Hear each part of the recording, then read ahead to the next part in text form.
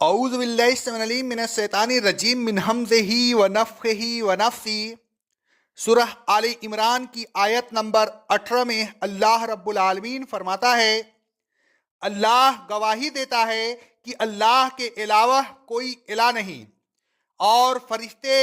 اور وہ اہل علم بھی جو انصاف پر قائم ہیں اس بات کی گواہی دیتے ہیں کہ اللہ کے علاوہ کوئی الہ نہیں، اور یہ حقیقت بھی ہے کہ اس غالب حکمت والے کے علاوہ کوئی الہ نہیں۔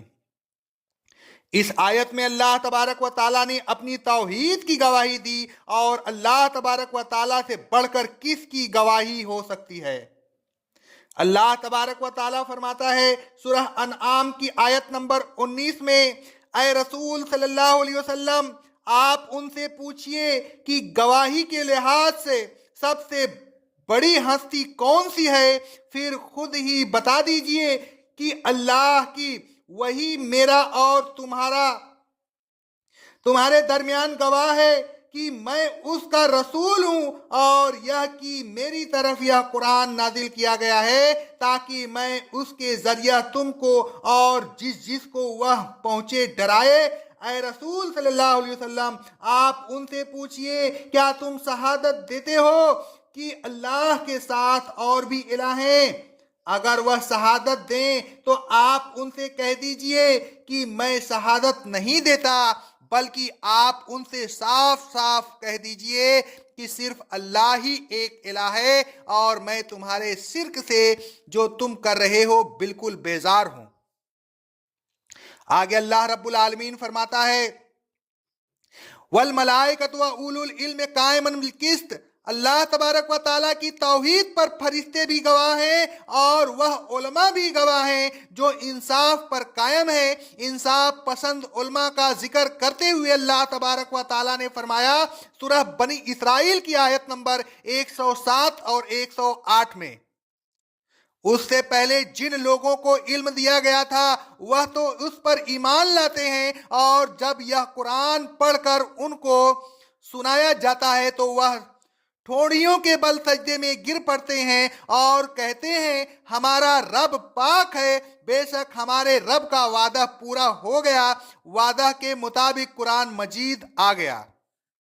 البتہ وہ علماء جو حق پوش ہیں، ہٹ دھرم ہیں، جنہوں نے حق و انصاف کا دامن چھوڑ دیا،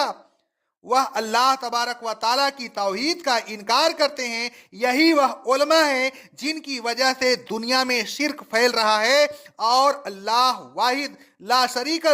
کے ساتھ دوسرے الہ بنائے جا رہے ہیں۔ ایسے علماء کے متعلق ہی اللہ تبارک و تعالیٰ فرماتا ہے سورہ توبہ کی آیت نمبر 34 میں، اے ایمان والو، خبردار ہو جاؤ، بہت سے علماء اور مشائخ لوگوں کا مال ناجائز طریقے سے کھاتے ہیں، اور یہی نہیں بلکہ ان کو اللہ تبارک و تعالیٰ کے راستے سے بھی روکتے ہیں۔ آیت زیر تفسیر میں فرشتوں کی اور منصف معراج علماء کی گواہی کی کسی خاص مقصد کے لیے ہے، ورنہ حقیقتاً تو اللہ تبارک و تعالیٰ کی گواہی ہی کافی ہے۔ اللہ تبارک و تعالیٰ فرماتا ہے سورہ نساء کی آیت نمبر 166 میں، اے رسول صلی اللہ علیہ وسلم، کافر اس کتاب کی تکذیب کر رہے ہیں، لیکن اللہ گواہی دیتا ہے کہ اس نے جو کتاب آپ پر نازل کی ہے اسے اپنے علم سے نازل کیا ہے، اور اللہ ہی نہیں فرشتے بھی گواہی دیتے ہیں کہ یہ کتاب حق ہے، اور فرشتوں کی گواہی کی بھی کوئی خاص ضرورت نہیں، گواہی کے لیے اللہ اکیلا ہی کافی ہے۔ توحید پر زور دیتے ہوئے اللہ تبارک و تعالیٰ نے پھر فرمایا، لا الہ الا هو العزیز الحکیم، الہ تو کوئی ہو ہی نہیں سکتا مگر وہ جو غالب ہو، زبردست ہو، حکمت والا ہو، اور ان صفات کا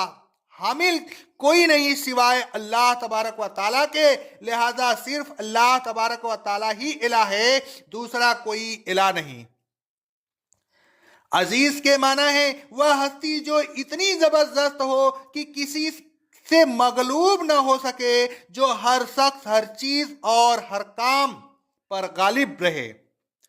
اللہ تبارک و تعالیٰ فرماتا ہے سورہ یوسف کی آیت نمبر 21 میں، اور اللہ اپنے ہر کام پر غالب اور اس کو پورا کرنے پر قادر ہے، لیکن اکثر لوگ نہیں جانتے۔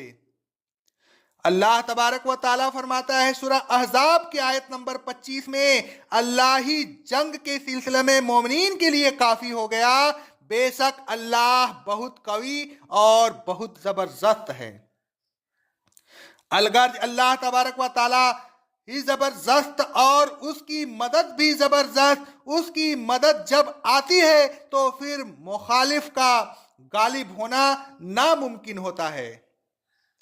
اے لوگوں، توحید پر قائم رہیے، اللہ زبردست اور حکمت والے پر بھروسہ رکھیے۔ اقول قولی ھذا، استغفر اللہ، استغفر اللہ، استغفر اللہ۔